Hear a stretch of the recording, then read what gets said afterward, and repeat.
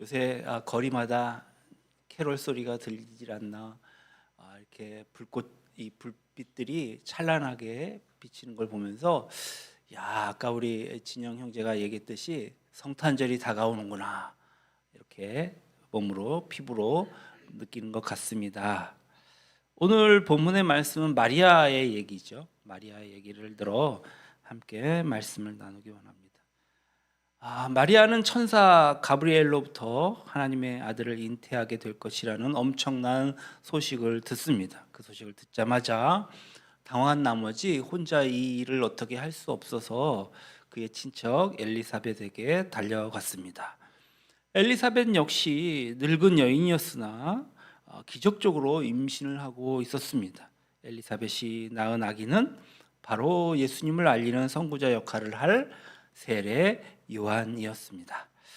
두 여인이 만났을 때에 다른 점도 있고 같은 점도 있습니다. 다른 점이 있다면 엘리사벳은 자연 법칙에 의해서, 그래서 자연 법칙에 의했다는 얘기는 남녀가 사랑하여서 그래서 자녀를 임신하게 되었는데, 이에 반해 마리아는 하나님의 영이신 성령으로 임신하였다는 데 엄청난 차이점이 있었습니다. 한편 이 두 여인에게 공통점은 또 있었어요. 그것은 둘 다 임신할 가능성이 전혀 없었음에도 불구하고 하나는 단산하여 나이가 늙어서 또 하나는 미혼, 그러니까 남자를 모르는 상태에서, 전혀 모르는 상태에서 임신할 가능성이 없었음에도 하나님의 도우심과 은혜로 자녀를 가질 수 있었다는 것이었습니다. 또 그녀들이 낳은 두 자녀는 역사상 가장 위대한 인물이 되었다는 사실이죠. 그들이 가진 이와 같은 공통점 때문에 서로는 서로를 알아보게 되었고, 마음과 마음이 통하게 되었고, 서로 격려하고 서로 위로하고 칭찬할 수 있었습니다. 이와 같은 상황 속에서 마리아가 하나님께 드린 찬양이 오늘 바로 우리가 읽은 본문의 내용이 올시다. 그 찬송은 어떻게 시작합니까? 이렇게 시작합니다. 내 영혼이 주를 찬양합니다. 내 마음이 내 하나님, 내 구주를 기뻐합니다. 이 서두를 읽어보아도 마리아가 얼마나 큰 감격을 가지고 하나님을 찬양하는가 우리는 알 수 있습니다. 영혼과 마음은 동일한 단어로 보셔도 무방해요. 그러니까 인간의 정성, 정말 모든 것을 다 들여서 찬양할 때에 뭐라고 얘기합니까? 우리의 영혼이 주를 찬양합니다, 이렇게 하지 않습니까? 그러니 내 영혼이 주를 찬양하고 내 마음이 내 하나님 내 구주를 기뻐합니다. 이 말은 그저 그냥 입에서 나오는 그러한 그 입바른 소리, 예의의 소리가 아니라 정말 내 마음의 전부를 다 들여서 하나님을 기뻐하고 찬양한다는 말이겠죠. 이 찬양의 밑바닥에는 기쁨과 감격의 큰 샘이 흐르고 있다는 것을 아주 당장 느낄 수 있습니다. 그러니까 뭐예요? 감격이 없는 찬양은 찬양이 아니지 않습니까? 그 찬양을 할 때 그냥 입으로만 찬양하는 것이 아니라 정말 그 찬양에 담겨져 있는 가사를 정말 그 감격의 큰 샘이 흘러 넘쳐서 막 토해내듯이 하나님을 찬양하는 것이 맞는 것 같습니다. 마리아도 오늘 보니 이렇게 감격에 넘쳐 찬양하는 모습을 우리가 알 수 있습니다. 그런데 그렇게 찬양하는, 감격의 찬양을 하는 이유가 어디 있다고 말하고 있습니까? 마리아는 두 가지 이야기를 하고 있습니다. 첫 번째는 자기가 왜 이렇게 감격해 있는가 하는 것이죠. 그 얘기를 해보려고 하는 것입니다. 첫째, 자기와 같은 정말 비천한 자를 돌아보셨기 때문이다 라고 얘기합니다. 48절에 그 여종의 비천함을 돌아보셨습니다.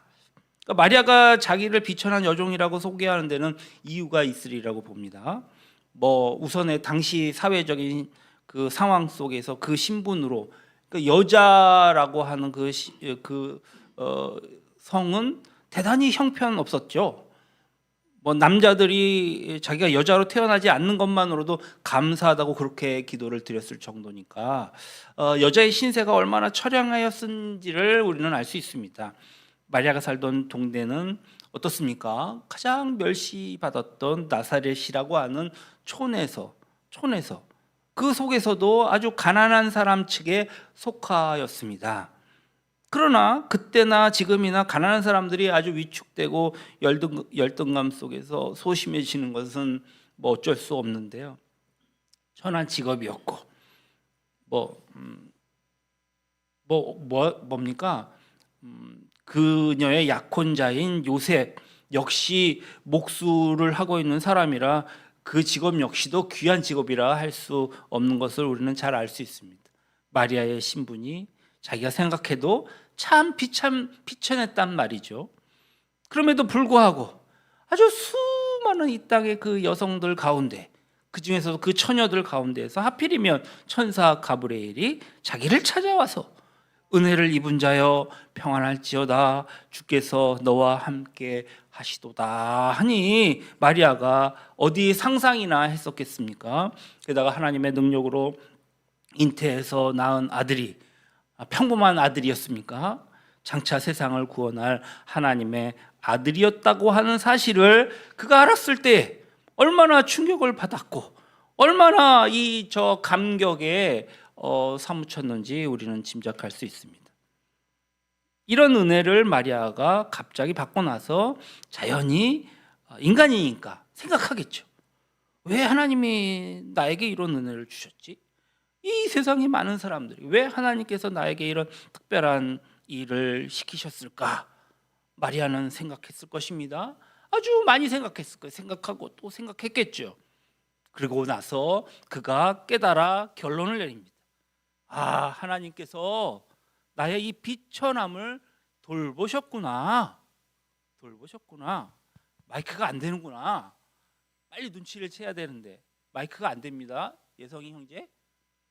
이 말은 좀 더 쉽게 풀면 하나님께서 마리아의 비천함을 불쌍히 여겨서 특별히 마음에 두시고 아무런 조건 없이 사랑해 주셨다는 의미인 것입니다.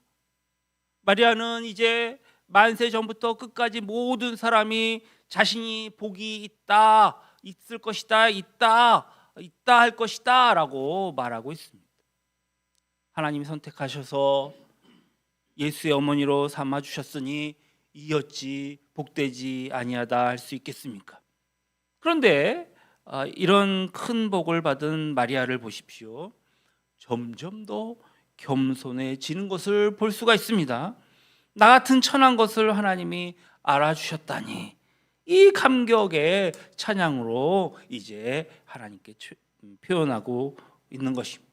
내 영혼이 주를 찬양합니다. 내 마음이 내 하나님 내 구주를 기뻐합니다. 그럼 우리를 주의 자녀 삼으신 하나님께서 마리아만 사랑하셔서 큰 일을 맡기셨나요? 마리아만 특별 대우하셔서 선택하셨을까요? 마리아를 좋아하셔서 무조건적으로 마리아를 선택하셨다면 우리 또한 무조건적으로 사랑하셔서 선택하셨는 줄로 믿습니다. 저와 여러분을 그렇게 선택하셨습니다. 마리아에게 예수님을 주셨다면 오늘 우리에게도 예수님을 주신 줄로 믿습니다. 이런 의미에서 마리아 혼자 감격할 일이 아니라 우리 모두 감격할 일임을 믿으시기 바랍니다. 이제 예수 그리스도를 잉태한 다음부터 마리아는 더 이상 비천한 사람이 아니었습니다. 만세에 복이 있다고 하는 특별한 신분이 된 것입니다. 하나님께서 세상을 창조하실 때에 사람을 마지막으로 창조하셨습니다. 만들어진 모든 것을 사람에게 주기 위함이었습니다. 또 그 사람과 교제하시기 위해서 그 어떤 피조물과도 다르게 하나님은 당신의 형상과 모양에 따라서 인간을 만드셨습니다. 하나님은 그렇게 사람을 사랑하셨습니다. 그러나 우리가 잘 알다시피 사람들은 하나님의 사랑을 배신하고 범죄하였으며 죄로 인해 사망이 들어왔습니다. 그럼에도 불구하고 하나님께서는 여전히 사람들을 사랑하셔서 구원하실 계획을 선포하셨는데 그 계획이 바로 창세기 3장 15절의 말씀입니다. 다음과 같습니다. 내가 너로 여자와 원수되게 하고 내 후손도 여자의 후손과 원수되게 하리니 여자의 후손은 내 머리를 상하게 할 것이요 너는 그의 발꿈치를 상하게 할 것이니라 하시고, 뱀에게 지금 말씀하시는 거예요. 이것은 구원에 대한 최초의 계획이시고 복음에 대한 최초의 선포이시기에 원시 복음이다라고도 합니다. 하나님께서는 예수님이 여자의 후손으로 이 땅에 오셔서 죄를 이기시고 승리하실 것임을 선포하셨습니다. 그리고 그 계획과 예언은 동정녀 마리아를 통해 예수님의 탄생으로 성취되었습니다. 그렇다면 왜 예수님은 여자의 후손으로 오셨을까요? 왜 구원을 이루기 위해 여자의 후손으로 오셔야 했을까요? 우리가 알다시피 예수님은 신성과 인성을 겸비하신 분이십니다. 하나님께서는 아담에게 선악과를 먹으면 반드시 죽을 것이다 이렇게 경고하셨습니다. 창세기 2장 17절 말씀입니다. 선악을 알게 하는 나무의 열매는 먹지 말라. 내가 먹는 날에는 반드시 죽으리라 하시니라. 이 죄의 대가는 죽음이다라고 미리 알려주셨습니다. 하지만 하나님의 말씀에 불순종한 이 아담은 선악과를 먹고 범죄로 인해서 죽음이 들어왔습니다. 그래서 로마서 5장 12절에 뭐라고 얘기합니까? 그러므로 한 사람으로 말미암아 죄가 세상에 들어오고 죄로 말미암아 사망이 들어왔나니 이와 같이 모든 사람이 죄를 지었으므로 사망이 모든 사람에게 이르렀느니라 말씀하십니다. 그러니까 아담 혼자의 문제가 아니란 얘기예요. 온 인류가 죄의 대가를 죽음으로 치르게 된 것입니다. 한 사람으로 말미암아 모두가 죄인이 되었고 죽음을 맞이하게 되었으니 누군가가 대표로 죄의 짐을 다 진다면 어떻습니까? 죄에 대해서 해방이 될 수 있겠죠. 하나님께서는 창세전에 우리의 구원을 위하여 놀라우신 계획을 세워놓으셨는데 죄인은 자격이 없으니까 의인 한 사람이 이를 대신해야 한다는 것입니다. 그런데 문제는 의인이 한 사람도 없다는 것이죠. 로마서 3장 10절에 기록된 바 의인은 없나니 하나도 없으며 했거든요. 의로우신 분은 하나님 외에 없는 것입니다. 그런데 하나님은 죽음이 없으신 분이십니다. 그래서 하나님께서 독생자 예수님을 이 땅에 사람으로 보내셨습니다. 하나님이 사람이 되셨습니다. 신성과 인성을 겸비하신 분이 필요했습니다. 하지만 남녀의 관계를 통해서 사람의 혈통으로 태어나게 되면 죄인이 죄인을 낳는 것처럼 죄인이 될 수밖에 없습니다. 그래서 오늘 남자와 상관없이 여자의 후손으로 태어나게 하셨다. 성경은 그렇게 말씀하신 것입니다. 하나님께서는 이렇게 예수님을 여자의 후손으로 보내실 것을 계획하시고 선포하셨습니다. 갈라디아서 4장 4절 말씀을 보겠습니다. 때가 참에 하나님이 그 아들을 보내사 여자에게서 나게 하시고 율법 아래 나게 하신 것은 했습니다. 또한 마태복음 1장 18절 예수 그리스도의 나심은 이러하니라 그의 어머니 마리아가 요셉과 약혼하고 동거하기 전에 성령으로 잉태된 것이 나타났더니 라고 말씀하고 계십니다. 전혀 상상할 수 없는 불가능한 일이 생긴 것입니다. 처녀로서 임신한 마리아나 약혼녀의 임신을 바라보는 요셉이나 이 둘은 정말 믿음이 없이는 받아들일 수 없는 일이었습니다. 마리아는 천사의 말을 통해 순종하겠다고 대답했습니다. 이제 우리가 말 밥그릇에 태어나신 예수를 만나고 그분을 통해서 하나님의 자녀, 주님의 제자, 왕같은 제사장, 하나님 나라의 백성이라고 하는 엄청난 신분을 받게 되었기 때문에 이제 우리는 더 이상 비천한 자가 아닌 것입니다. 우리는 우리를 더 이상 비천한 자라고 불쌍한 자라고 생각하지 말아야 합니다. 마리아가 감격에 차서 정말 기쁨의 찬양을 드린 것처럼 우리 모두도 감격에 복받쳐 찬양해야 하는 것입니다. 이것이 크리스마스의 의미입니다. 두 번째, 마리아는 왜 감격했습니까? 마리아는 자기에게 큰 일을 행하신 하나님의 역사를 감격했던 것입니다. 49절에 보니까 능하신 이가 큰 일을 내게 행하셨으니 했습니다. 무엇을 놓고 마리아가 큰 일이라고 지금 말하고 있는 것입니까? 처녀가 아이를 잉태할 수 있게 되었다니까 그 일도 뭐 전무후무한 일이니까 큰 일이죠. 게다가 이 아이가 오늘 인류를 구원할 하나님의 아들이라는 사실을 알았을 때에 이 일은 엄청난 일임에 틀림없었습니다. 그리고 단순히 처녀가 하나님의 아들을 낳은 것만이 큰 일이 아니었습니다. 하나님은 구약을 통해서 정말 수천 년 동안 그리스도를 이 땅에 보내실 것이라고 예언을 많이 하셨습니다. 얼마나 많이 했는지 구약 성서를 조금만 연구한 사람이라면 구약 성서는 온통 예수 그리스도의 그 얘기를 하고 있다는 것을 알아차릴 수가 있습니다. 그래서 신약에서 예수님께서 구약의 이 메시아의 그 이야기를 인용한 것만 하더라도 180곳이나 넘은 것 아니겠습니까? 구약 시대의 제사 하나하나가 예수님과 관계되지 않는 것이 하나도 없습니다. 그만큼 구약 성경은 온통 예수의 이야기를 했고 그가 나타나 메시아의 왕국을 건설하는 이야기를 하고 있는 것입니다. 그러니 메시아를 기다리지 않는 사람이 없고 마리아도 그 중에 한 사람이었습니다. 메시아가 오시면 이 지상에 엄청난 일이 일어날 것이라고 하는 이스라엘 사람들은 물론이요 마리아도 평소에 그의 평생 소원이 바로 이것이었습니다. 이렇게 꿈에 그리던 그 주님과 그 주님의 나라, 그 하나님의 나라가 자기에게서 태어날 아기를 통하여 이 땅에 건설되리라는 것, 그것을 알았을 때 얼마나 큰 감격이었겠습니까? 정말 충격적인 사건이 아닐 수 없었습니다. 그리고 이 땅에 그의 나라가 펼쳐지기 시작하면 어떻게 될 것인지 마리아는 예언하고 있는 것입니다. 그것이 바로 51절로 53절 말씀입니다. 그럼 이 땅에 어떤 일이 일어난다고 말하고 있습니까? 그의 팔로 힘을 보이사 마음의 생각이 교만한 자를 흩으시고 권세 있는 자를 그 위에서 내리치시며 비천한 자를 높이시고 줄이는 자를 좋은 곳으로 배불리셨으며 부자는 빈손으로 보내셨도다.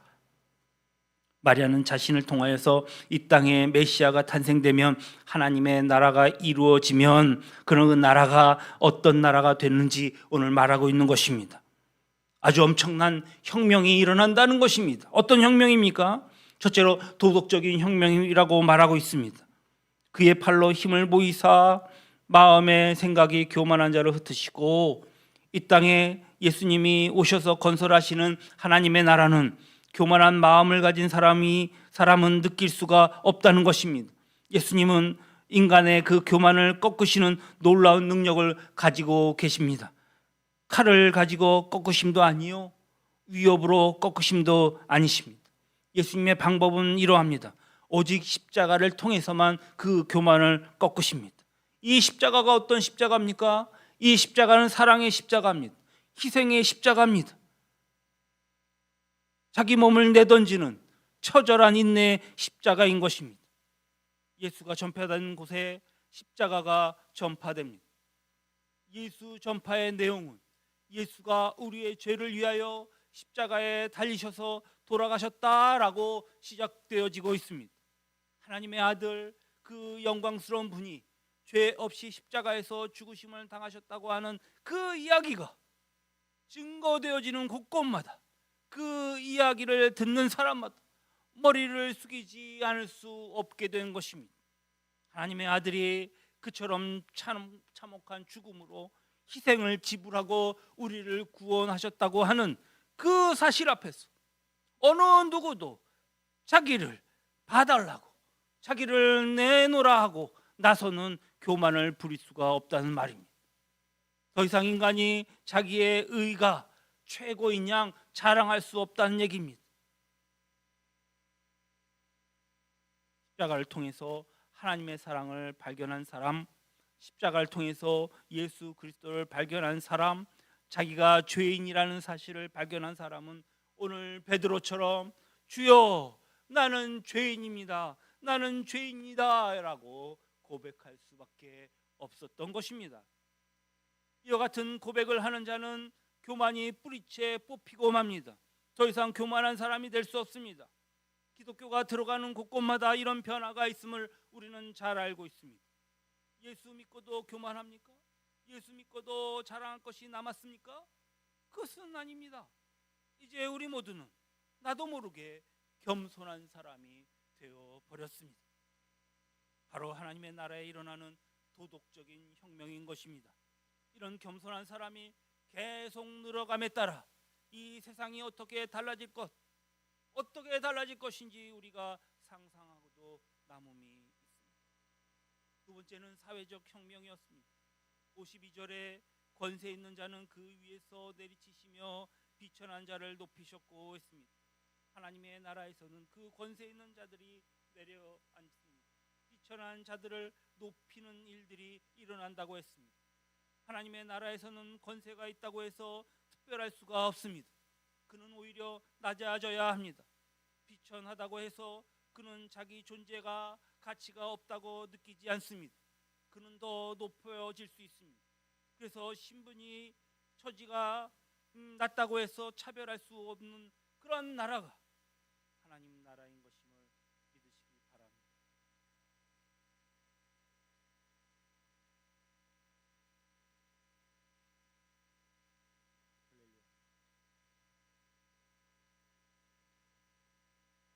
오늘 다시 껴도 소리가 안 나네요. 어디까지? 하나님 앞에서는 누구나 평등합니다. 예수 그리스도는 모든 사람을 위해서 이 땅에 오셨습니다. 거지 나사로를 위해서도 오셨고, 백부장을 위해서도 오셨고, 삭케오를 위해서도 오신 것입니다. 그러므로 모든 사람은 예수 그리스도 앞에서 평등한 줄로 믿습니다. 그리스도의 사상이 증거되는 곳마다, 그 사랑이 전파되는 곳마다 남녀가 평등하고 빈부가 평등하고 어린아이와 어른이 평등한 것입니다. 여러분 동남아 가보셨겠지만 불교 신상 그런 것들이 얼마나 많이 있습니까? 한국과 비교해 봐도 뭐 장난이 아닙니다. 이슬람권은 또 어떻고, 힌두교를 믿는 인도, 한때는 영국 선교사들이 인도로 들어갔는데 계급 사회에서의 그 높은 벽 때문에 마리아의 찬송을 인용할 수가 없었다는 것입니다. 평등하지 못한 사회에서 비천한 여자의 찬양을 인용하면 박해가 오니까. 하지만 예수의 사랑이 들어가는 곳곳마다 정의가 하수같이 흐르며 기쁨이 넘치며 평등 사회가 만들어지는 것을 믿으시기 바랍니다.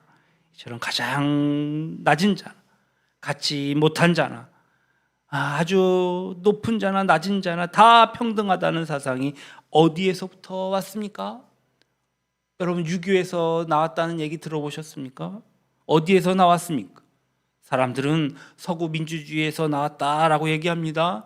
그러나 여러분 서구 민주주의가 어디에서 왔습니까? 예수 정신에서 나온 줄로 믿습니다. 이게 하나님의 나라입니다. 세 번째로 혁명은 경제적인 혁명인 것입니다. 오늘 53절에 줄이는 자는 좋은 것으로 배불리셨으며 부자는 빈손으로 보내셨도다. 줄인 자에게 좋은 것으로 주시는 하나님이심을 믿으시기 바랍니다. 여러분 예수가 세상에 오시면서 가난한 자가 대우받기 시작했습니다. 많이 가진 자는 가난한 자를 생각하기 시작했습니다. 기독교가 자리 잡은 사회마다 더 이상 가난한 자를 착취하는 악법이 사라지기 시작했습니다. 노예제도도 폐지되었습니다. 소수의 사람들이 정말 부의 그 확장을 하며 향락하기를 위해서 다수의 사람들이 희생을 치러야 하는 그와 같은 사회 구조는 성경이 가르치는 구조가 아닙니다. 가진 자는 나누어야 합니다. 예수의 정신으로 나누는 것입니다. 예수의 정신은 나누는 것이기 때문입니다. 하나님이 물질적인 축복을 주셨으면 자기를 위해서 쌓아놓고 향유하는 것이 아니라 그것은 예수의 정신이 아닙니다. 하나님의 나라의 특징은 함께 잘 살기 위해서, 함께 사람답게 살기 위해서 노력하는 것입니다. 마리아를 통해서 태어나신 예수 그리스도가 증거되는 곳마다 이와 같은 혁명이 일어난 줄로 믿습니다. 가난한 사람을 생각하는 사람이 예수 믿는 사람 말고 몇 명이나 이 땅에 될까요?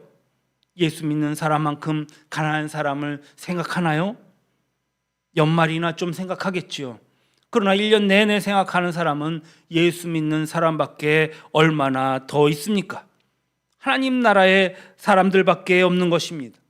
가난한 자에게 찬물 한 그릇을 떠줄 수 있는 교훈을 실천하는 능력을 오늘 성경을 통해서 하나님의 마음을 읽어낸 사람들만이 할 수 있는 이야기인 것을 우리는 알아야 합니다. 말씀을 맺도록 하겠습니다. 여러분, 마리아에게 하나님이 큰 일을 행하셨죠. 하나님의 아들을 주셨고 하나님 나라가 시작되는 큰 일을 주셨습니다. 그렇다면 마리아에게만 하나님이 큰 사랑을 맡기셨을까요? 오늘 우리에게 맡기신 일은 얼마나 그 크기의 그 일입니까? 두말할 것도 없습니다. 우리가 맡은 일은 크든지 작든지 하나님의 나라는 저와 여러분들을 통해서 건설되는 줄로 믿습니다. 하나님의 나라는 여러분들을 통해서 완성될 것입니다. 교회는 하나님의 나라를 완성해야 하는 시공업체인 것입니다. 그러므로 우리에게 하나님의 나라 건설을 우리에게 맡기시고 온 세상을 다니며 이 복음을 전파하라고 했습니다. 우리가 복음을 전해야 합니다. 무슨 의미입니까? 메시아의 왕국을 건설하는 것입니다. 안 믿는 자에게 복음을 증거하는 것이 무엇을 의미합니까? 이 사회에서 도덕적으로, 사회적으로, 경제적으로 혁명을 일으켜서 모든 사람을 하나님의 새 사람으로 만드는 운동을 하라는 것입니다. 이 놀라운 일을 하나님께서 저와 여러분에게 맡기셨음을 명심하십시다.